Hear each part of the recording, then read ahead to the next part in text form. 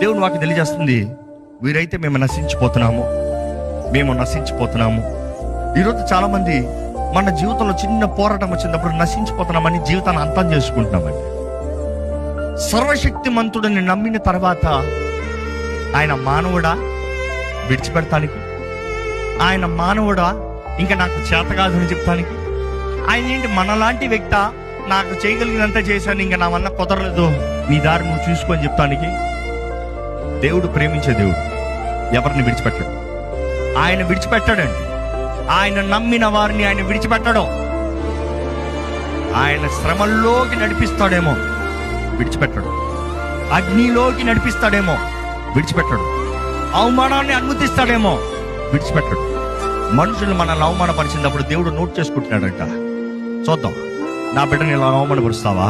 నువ్వు ఏ విషయాల్లో అయితే నా బిడ్డను అవమానపరిచావా, ఆ విషయాల్లో నేను నా బిడ్డను గణపరిచి నా బిడ్డకు మహిమ తెచ్చి నా నామాన్ని మహిమపరచుకుంటా అంటాడు దేవుడు.